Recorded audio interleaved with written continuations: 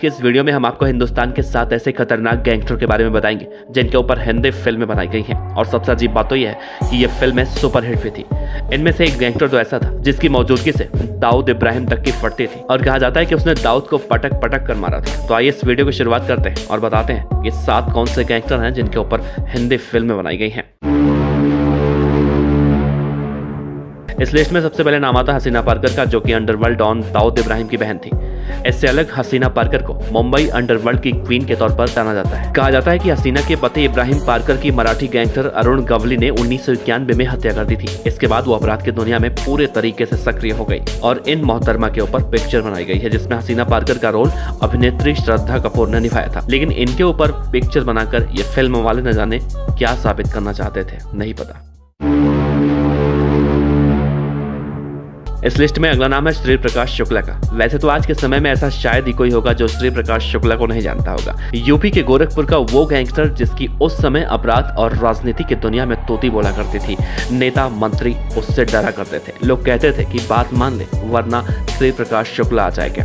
जब यूपी में खूंखार गैंगस्टरों का नाम लिया जाता है तो श्री प्रकाश शुक्ला का नाम ना आए तो लोग कह देते हैं कि भाई तुम्हें तो कोई जानकारी नहीं है। श्री प्रकाश शुक्ला एक कुख्यात अपराधी था। उसके गैर कानूनी काम उत्तर प्रदेश, बिहार, दिल्ली, पश्चिम बंगाल और नेपाल तक फैले हुए थे। उसके नाम से लोग खौफ खाते थे। इसी पर आधारित एक वेब सीरीज बनाई गई थी जिसका नाम था रंगबाज। इसमें साकिब सलीम ने श्री प्रकाश शुक्ला का किरदार निभाया था। कहते हैं कि श्री प्रकाश शुक्ला हर किसी को AK-47 से छलनी कर दिया करता था। और तो और एक बार उसने यूपी के तत्कालीन मुख्यमंत्री कल्याण सिंह को मारने तक की सुपारी ले ली थी और फिर उसके बाद यूपी STF का गठन किया गया और श्री प्रकाश शुक्ला एनकाउंटर में मारा गया। इस लिस्ट में अगला नाम है मनिया सुर्वे का। आपने शूट आउट एट वडाला तो देखी होगी, जिसमें जॉन अब्राहम गजब की बॉडी के साथ गैंगस्टर का किरदार निभाते दिखाई दिए थे। दरअसल वो किरदार कुख्यात गैंगस्टर मनिया सुर्वे पर बेस्ड है। मनिया एक पढ़ा लिखा गैंगस्टर कहा जाता था। कहा जाता है कि उसे किसी झूठे मुकदमे में उम्र कैद की सजा हुई थी, जिसके बाद वो अपराध की दुनिया का बेताज बादशाह बन गया था। ऐसा कहा जाता है कि दाऊद भी मनिया सुर्वे से खौफ खाया करता था। मनिया के खौफ से दाऊद इलाके में तक नहीं निकलता था। लेकिन मुंबई पुलिस ने उसे वडाला में एक एनकाउंटर में मार गिराया था। सोचिए अगर आज मनिया सुर्वे जिंदा होता तो दाऊद कहाँ होता। इस लिस्ट में अगला नाम है करीम लाला का। गंगूबाई काठियावाड़ी फिल्म में करीम लाला के रोल में अजय देवगन आपको पसंद आए होंगे, लेकिन क्या आपको पता है उनका एक कैरेक्टर रियल लाइफ के करीम लाला पर बेस्ड था।